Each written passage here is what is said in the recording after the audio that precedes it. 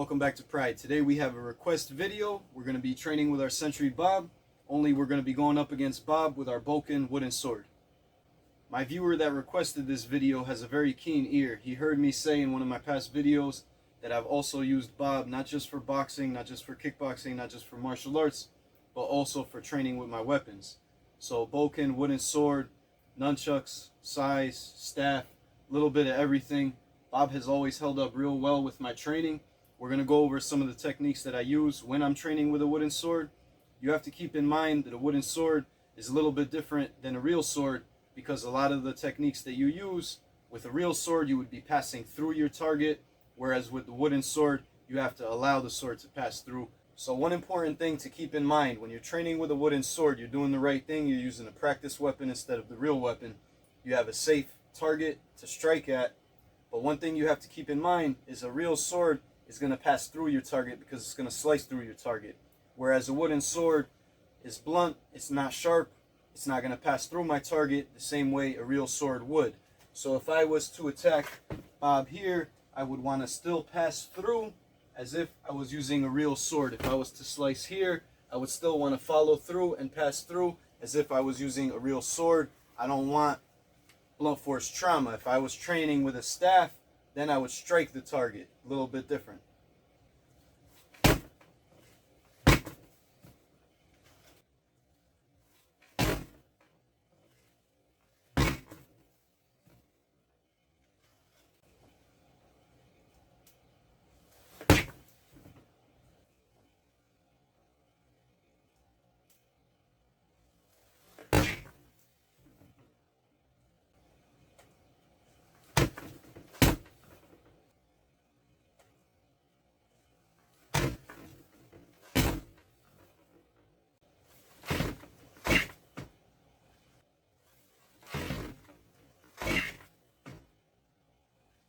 So passing through your target, if I was to strike Bob and I was trying to use a lot of power and I went here, I would use that power, but then I would still pass through, follow through on my next strike.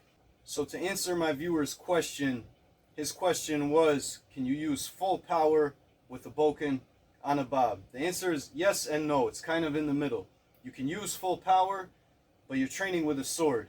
You're training with a wooden sword that doesn't have that sharpness. So if I was to use a power attack here, Bob holds up, the sword holds up just fine. The only difference is my sword is not going to pass through my target because it's not a real sword, it's a practice sword.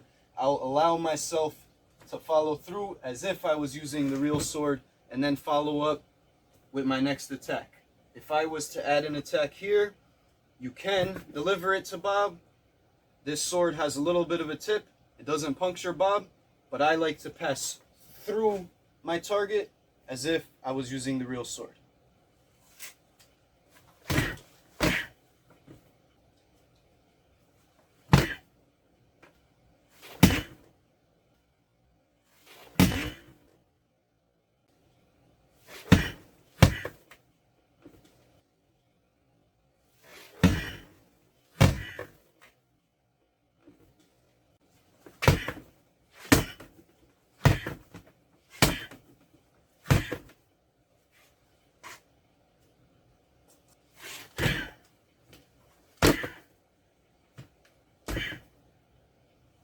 So as you can see, Bob is holding up real well. We're going to put the Bokken back. We're going to try with our kendo stick, bamboo.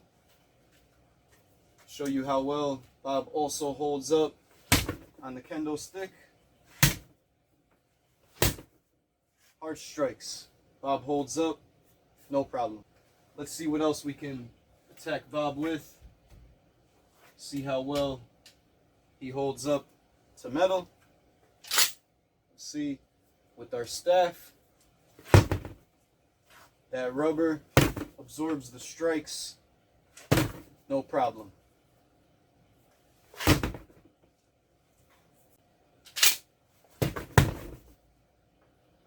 Now we already demonstrated wooden Bokken, kendo stick, metal staff. Let's see how well Bob can hold up to the size. These are practice size. They're metal, solid, with a very small tip, not much sharpness to that tip, and a very devastating handle. So we'll see how Bob holds up to the side. Right to the throat, no puncture hole. Even though I'm using a metal sai, as long as it's a practice weapon, Bob is ready to handle it. So this should help you out if you're trying to find a target to use for your training weapons in martial arts. The Bob works real well. The anatomy helps out a lot while you're training.